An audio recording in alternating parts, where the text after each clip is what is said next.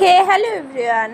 দেখো আজকে সকাল সকাল ঘুম থেকে উঠে গেছি 7টা বাজতে না বাজতেই, আর সকালে যা রোদ উঠেছিল তো চটপট তাড়াতাড়ি ব্রাশ করে নিয়েছি। আর এইদিকে আমার বাদাম ভেজানো থাকে, সেটা খেয়ে সকাল সকাল রান্না বসিয়ে দিয়েছিলাম। মুসুরের ডাল, মাছের চচ্চড়ি, আরও কিছু একটা রান্না করছিলাম, যাই হোক মনে পড়ছে না। কারণ আজকে আমার ভীষণ আনন্দ, আমার বাড়ির লোক আসছে।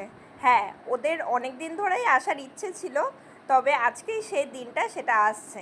তো ভীষণ গরম জন্য একটু মুখ টুক ধুয়ে রান্নাবাড়ি সেরে ফেস প্যাক লাগিয়ে নিয়েছিলাম, তারপর ঘর মোছা শুরু করে দিচ্ছিলাম। কারণ ওরা আসবে, একটু ঘর তোর তো পরিষ্কার করতে হবে।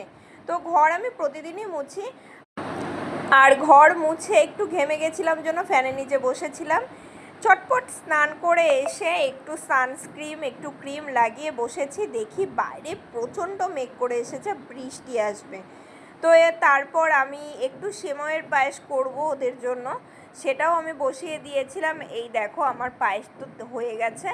আর সন্ধ্যের দিকে আমি খুব বেশি এক্সাইটেড হয়ে গেছিলাম, চলে গেছিলাম স্টেশনে ওদেরকে আনতে। দেখো আমার কাকিমণি, মা, দিদা, ছোট্টু, মাসি সবাই চলে এসেছে। সবাই একসাথে এসেছে, ওরা একসাথে ঘুরতেই ভালোবাসে।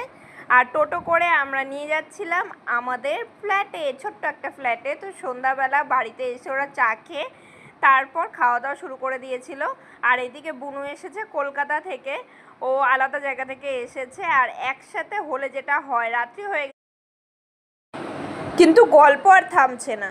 এইদিকে কত ব্যাগ, আর আমরা দেখো ঠিক এইভাবে ভাগে ভাগে শুয়েছি। কেমন লাগলো ভিডিওটা? Tata, by.